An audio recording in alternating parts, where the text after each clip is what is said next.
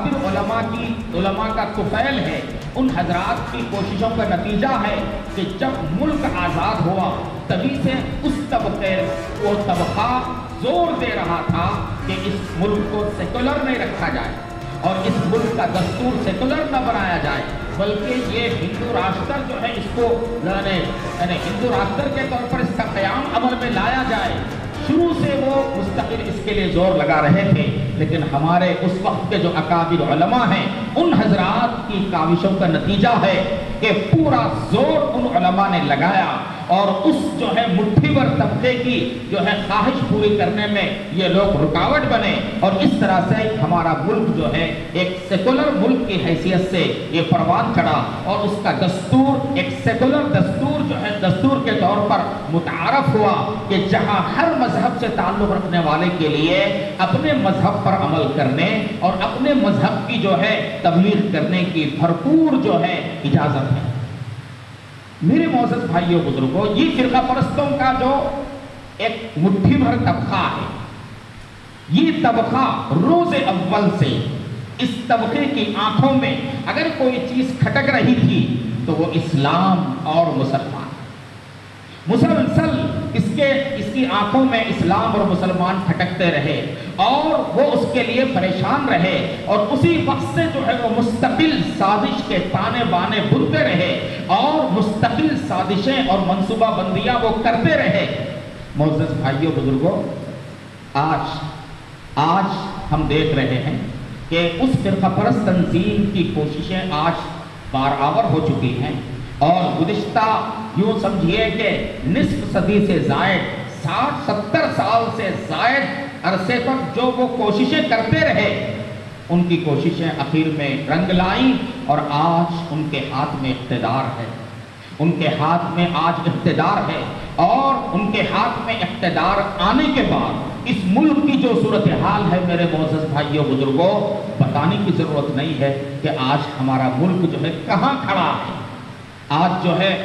मुल्क की आज़ादी का दिन है और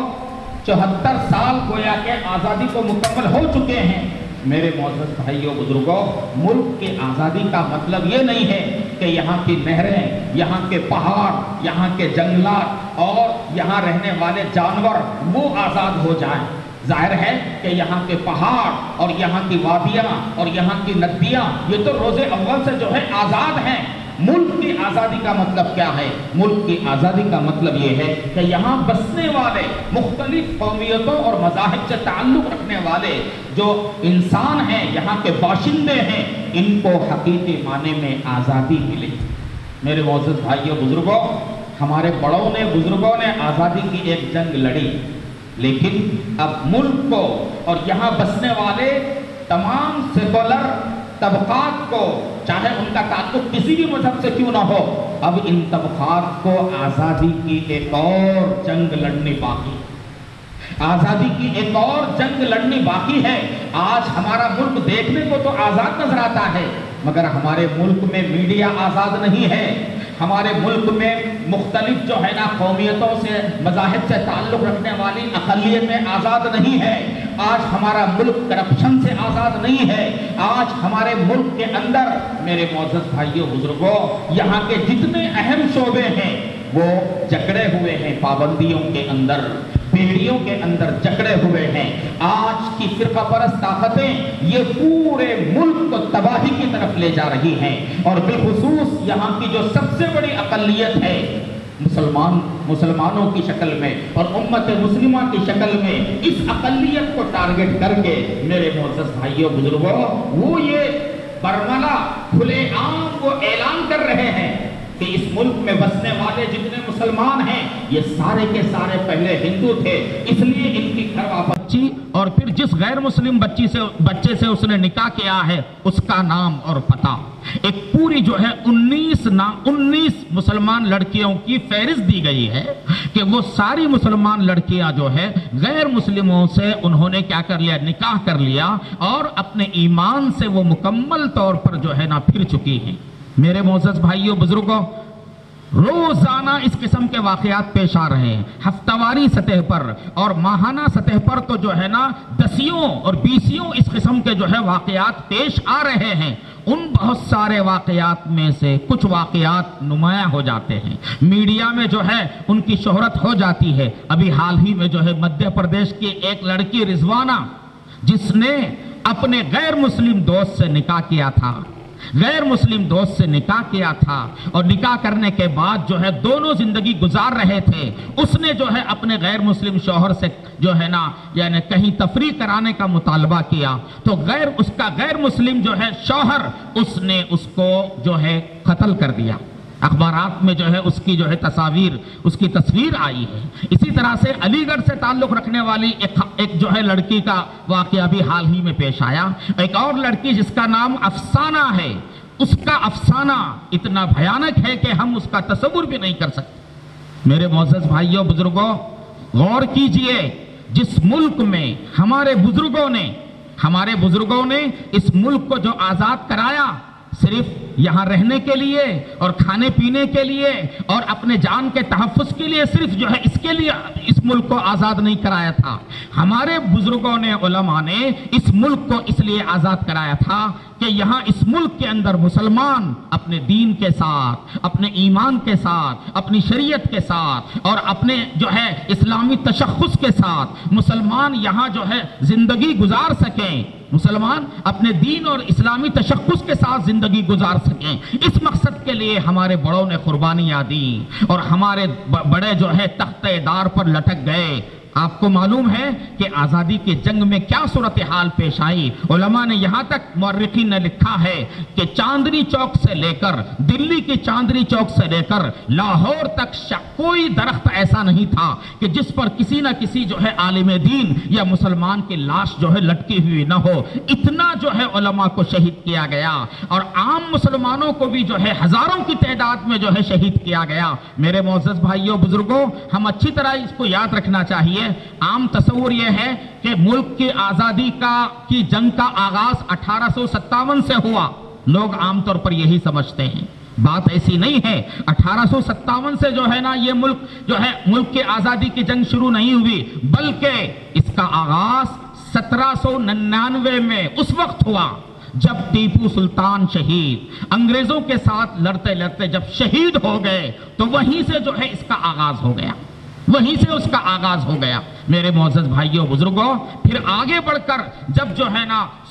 ٹیپو سلطان کی شہادت ہوئی، انگریز نے اعلان کروا دیا، یہ اعلان کروا دیا کہ خلق خدا کی، ملک بادشاہ کا، لیکن آج سے حکم ہمارا ہوگا اور اختیار اور سلطنت جو ہے وہ ہماری ہوگی۔ جب یہ اعلان ہوا تو حضرت شاہ عبدالعزیز رحمۃ اللہ علیہ نے فتویٰ صادر کر دیا اور کہا، یہ اعلان کیا کہ آج ہمارا ملک غلام ہو چکا ہے اور ملک کے ہر مسلمان پر اپنے ملک کو انگریزوں سے آزاد کرنے کے لیے جہاد کرنا فرض ہے۔ شاہ عبدالعزیز رحمۃ اللہ علیہ نے جب یہ فتویٰ نکالا اور یہ فتویٰ دیا تو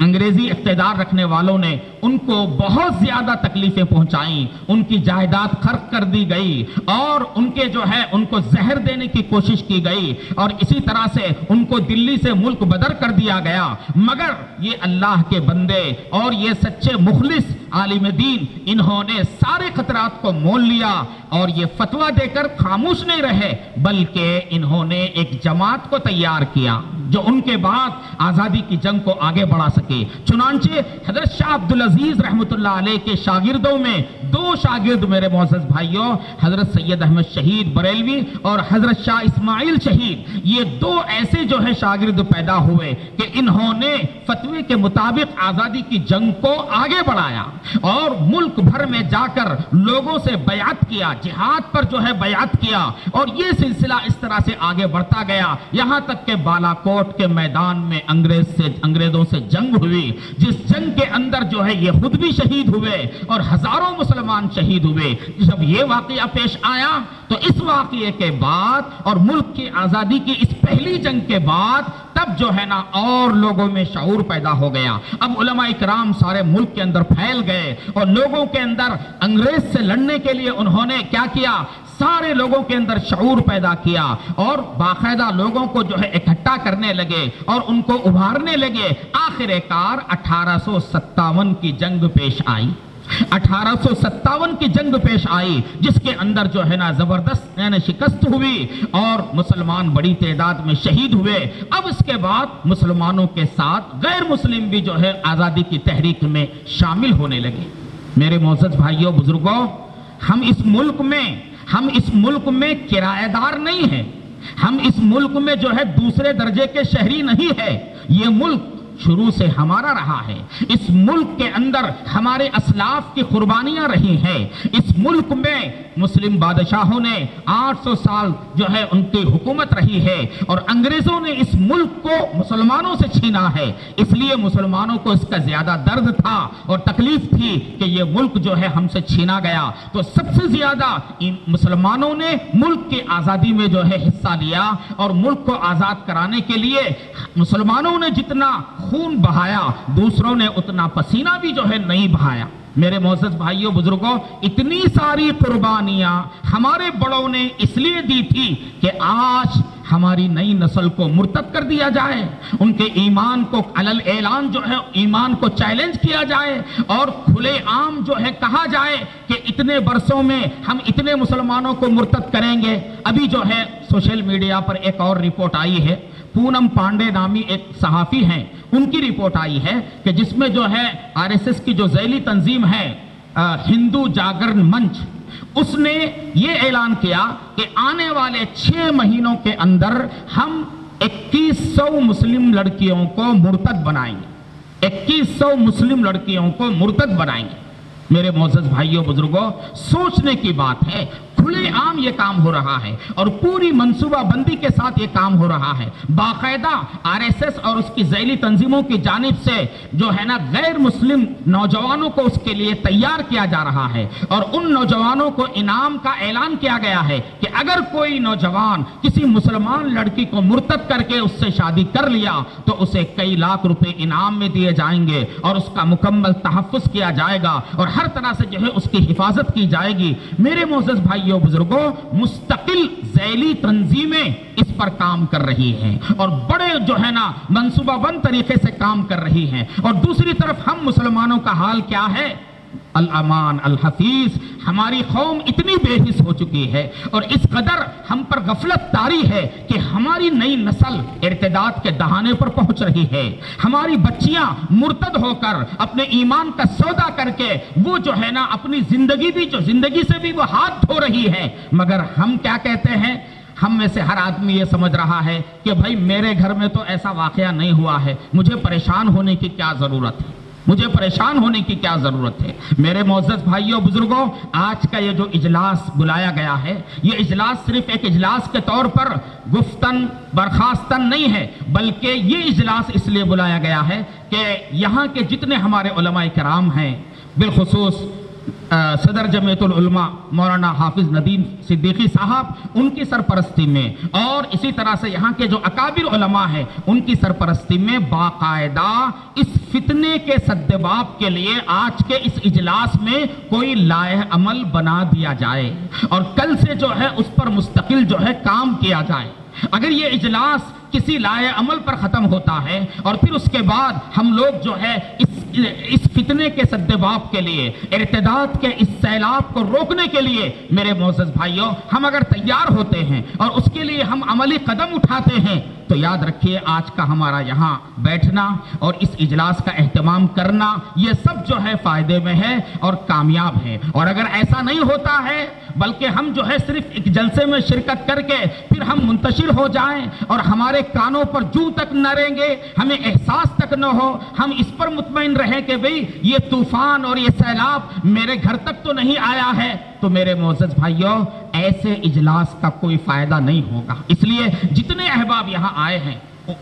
मुझे उम्मीद है कि माशाअल्लाह शहर के यानी बाअसर लोग भी इसमें होंगे, शहर के अमायदीन भी होंगे और यहाँ बहुत सारे असरी तालीम से ताल्लुक़ रखने वाले और मुख्तलिफ असरी शोबों से ताल्लुक़ रखने वाली शख्सियात भी इसमें होंगी। तो हम सब मिलकर मेरे मोअज़्ज़ज़ भाइयों बुजुर्गों इस फितने के सद्देबाब के लिए आप ये मत देखिए कि आपके शहर में ऐसा कोई वाक़या हुआ है या नहीं है, ایک شہر کا معاملہ نہیں ہے اور ایک جو ہے نا دیہات کا معاملہ نہیں ہے، بلکہ یہ تو پورے ملک کا معاملہ ہے، اور ملک کی کوئی ریاست ایسی نہیں ہے جہاں ارتداد کا یہ سیلاب آگے نہ بڑھ رہا ہو، اور جہاں کھلے عام مسلمان بچیوں کو مرتد کرنے کی سازشیں نہ ہو رہی ہو۔ میرے معزز بھائیوں، کوئی علاقہ اس سے محفوظ نہیں ہے۔ جہاں بھی جائیے علماء کرام بیانات کے لیے، خطابات کے لیے، جلسوں میں شرکت کے لیے جس ضلع میں بھی پہنچتے ہیں اور جس شہر میں بھی پہنچتے ہیں، وہاں کے علماء بتاتے ہیں کہ بھئی ہمارے شہر میں اتنے دن ہو گیا فلاں مسلمان لڑکی جو ہے وہ غیر مسلم نوجوان کے ساتھ فرار ہو گئی۔ اتنی یہ واقعات اتنے پیش آ رہے میرے بھائیوں بزرگوں، سن کر کان پک گئے، اور کبھی تو مایوسی کی کیفیت جو ہے طاری ہو جاتی ہے، مگر ہمیں مایوس نہیں ہونا ہے۔ چیلنج ایک ہمارے سامنے ہے، اس چیلنج کا مقابلہ کرنا ہے۔ یاد رکھیے کہ اجلاس جو کیا جاتا ہے وہ اصل کرنے کے کام کے لیے شعور پیدا کرنے اور فکر دلانے کے لیے اجلاس ہوتا ہے۔ اجلاس کا یہ مطلب نہیں ہے کہ بس اجلاس کر کے ہم خاموش بیٹھ جائیں۔ اجلاس سب کچھ نہیں ہے۔ اصل کیا ہے؟ اجلاس کے نتیجے میں ہمارے اندر ایسی فکر پیدا ہو جائے کہ ہم ایک لاہ عمل بنا لیں، اور دوسرے ہی دن اس لاہ عمل کو جو ہے یعنی عملی شکل دینے کے لیے ہم تدبیریں کرنے لگے۔ میرے معزز بھائیوں بزرگوں، مسلمان بچیاں مرتد ہو رہی ہیں۔ اگر ہم جو ہے سوشل میڈیا پر جو ہے اس کا واویلا کریں، یا جو ہے اپنے بیانات میں جو ہے اس پر چیخ پکار کریں، تو ظاہر بات ہے ارتداد کا یہ طوفان تھمنے والا نہیں ہے۔ ارتداد کا یہ طوفان تب تھمے گا جب ہم عملی قدم اٹھائیں گے۔ میرے معزز بھائیوں بزرگوں، ہماری بچیاں جو مرتد ہو رہی ہیں، اس میں ایک بنیادی سبب بچیوں کا، ہماری نئی نسل کا دین سے ناواقف ہونا۔ ہم نے کبھی اپنے بچوں کو نہیں بتایا، اپنی جو ہے بچیوں کو نہیں بتایا کہ ایمان کیا ہے، ایمان کی قدر و قیمت کیا ہے، کل قیامت کے دن جو ہے ایمان کے نتیجے میں آدمی کو کیا ملنے والا ہے۔ اللہ تو فرما رہے ہیں کہ اے ایمان والو، اللہ سے ڈرو اور مرتے دم تک ایمان کی حفاظت کرو، وَلَا تَمُوتُنَّ إِلَّا وَأَنْتُمْ مُسْلِمُونَ۔ اللہ تعالیٰ کا ہم سے یہ مطالبہ ہے کہ مرتے دم تک ایمان کو بچانا ہے، ہماری نسلوں کے ایمان کو بچانا ہے۔ تو ایسی صورت میں میرے معزز بھائیوں بزرگوں، سوچئے کہ آج اکثر مسلم گھرانوں کی جو صورتحال ہے کہ بچیوں کو ہم عام طور پر دینی تعلیم نہیں دیا کرتے، ان کو گھر میں جو ہے دینی ماحول فراہم نہیں کیا جاتا، ان کو بتایا نہیں جاتا کہ ایمان کیا ہے، خدا و رسول کیا ہے، اور ایمان کے کیا جو ہے نتائج نکلنے والے ہیں، اور ایمان سے محرومی کے نتیجے میں آدمی کس قدر جو ہے نقصان میں مبتلا ہوتا ہے۔ ایک تو بچیوں کے اندر اور والدین کے اندر یہ شعور بیدار کرنے کی ضرورت ہے، اور دوسرے میرے معزز بھائیوں، مخلوط نظام تعلیم، آج کل کا جو مخلوط نظام تعلیم ہے، جہاں لڑکے اور لڑکیاں ایک ساتھ بیٹھتی ہیں، یہ مخلوط نظام تعلیم جب تک رہے گا اس طرح کے واقعات پیش آتے رہیں گے۔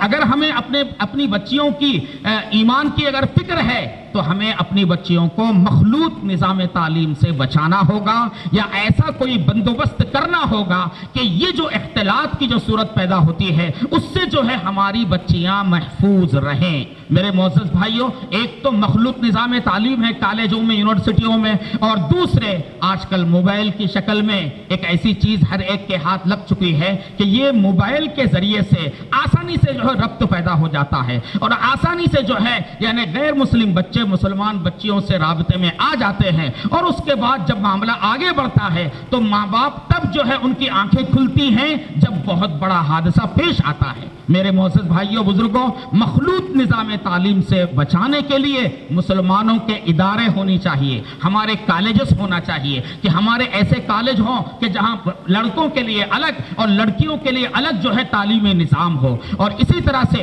ماں باپ کو اپنی بچیوں کی کڑی نگرانی کرنی پڑے گی۔ ایک طرف ان کی تربیت صحیح کرنا ہے، ان کو ایمان سے واقف کرانا ہے، بقدر ضرورت ان کو دینی تعلیم سے آراستہ کرانا ہے، اور دوسری طرف ان کی نگرانی کرنی ہے اور ان کو بالخصوص موبائل وغیرہ کے فتنے سے بچانا ہے۔ تو میرے معزز بھائیوں بزرگوں، کہنے کا مطلب یہ ہے کہ آج ہمارے معاشرے میں دینی تعلیم کی کمی ہے، اور اسی طرح سے بعض علاقوں میں غربت کا معاملہ ہے، اور اسی طرح سے بعض علاقوں میں مخلوط جو ہے نظام تعلیم کا اثر ہے۔ ان ساری چیزوں سے میرے بھائیوں وہ صورتحال پیدا ہو رہی ہے کہ ہمارے یہ جو فرقہ پرست ہیں، مٹھی بھر فرقہ پرست، یہ جو ہے اپنے نوجوانوں کو تیار کر کے باقاعدہ منصوبہ بند طریقے سے ہماری بچیوں کو نشانہ بنا. ایک طرف تو لو جہاد کا جو ہے نا پروپیگنڈا کیا جاتا ہے کہ مسلمان لڑکے غیر مسلم لڑکیوں کو محبت میں پھانس رہے ہیں، اور دوسری طرف اس کی آڑ میں یہ حرکت کی جا رہی ہے. لو جہاد یہ مسلمانوں کی طرف سے نہیں ہو رہا ہے،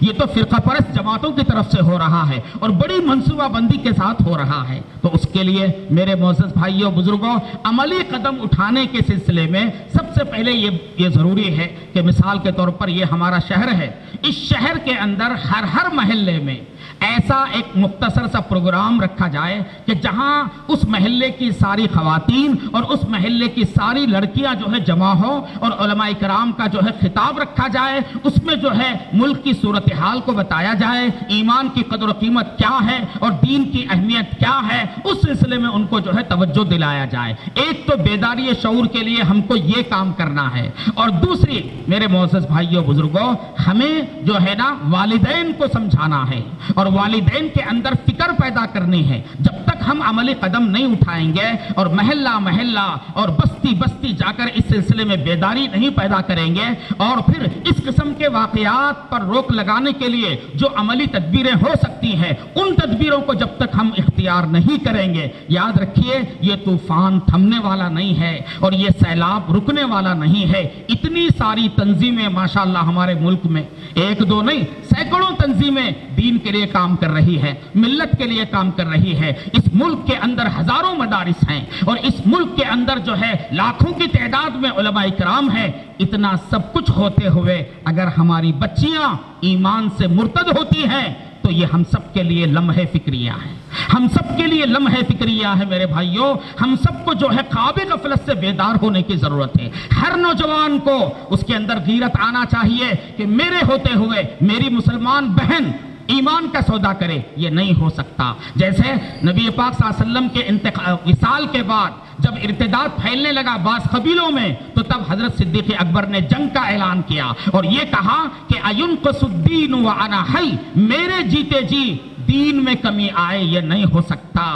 میرے جیتے جی دین میں کمی آئے یہ نہیں ہو سکتا. ہر مسلمان کے اندر یہ غیرت صدیقی ہونا ہے کہ کوئی مومن اگر کہیں مرتد ہوتا ہے، کسی کے ایمان پر اگر ڈالا جاتا ہے، تو دوسرے جگہ کے مومن کو بے چینی ہونی چاہیے اور اس کے لیے وہ فکر مند ہونا چاہیے. یہ حمیت اور غیرت میرے معزز بھائیوں ہر مومن اور ہر مسلمان کے اندر پایا جانا نہایت ضروری ہے. اس کے بعد ہم سنجیدہ کوششیں کریں گے، علماء کرام کو لے کر جو ہے نا اس کے لیے عملی تدبیریں اختیار کریں گے تو انشاءاللہ کامیابی ملے گی، ضرور کامیابی ملے گی. بس شرط یہ ہے کہ ہم اس کو معمولی نہ سمجھیں. ارتداد کا یہ سیلاب معمولی نہیں ہے، جس تیز رفتاری سے یہ بڑھ رہا ہے یاد رکھیے آنے والے دنوں میں اس کے نتائج بڑے خطرناک ہو سکتے ہیں. تو مجھے امید ہے کہ ماشاءاللہ اتنا بڑا مجمع جو یہاں جمع ہوا ہے ضرور جو ہے یعنی اس مسئلے پر غور کرے گا، اور ہمارے جو اکابر علماء کرام یہاں موجود ہیں ان کی طرف سے جو رہنمائی کی جائے گی، میں سمجھتا ہوں کہ یہ نوجوان اور یہ مختلف شعبوں سے تعلق رکھنے والے یا شہر کے عمائدین انشاءاللہ ضرور جو ہے آج کے اس اجلاس میں کوئی لائحہ عمل طے کریں گے، علماء کو لے کر مستقل جو ہے اس سلسلے میں عملی قدم اٹھائیں گے. اللہ پاک ہم سب کو علم صحیح اور عمل صحیح کی توفیق عطا فرمائے.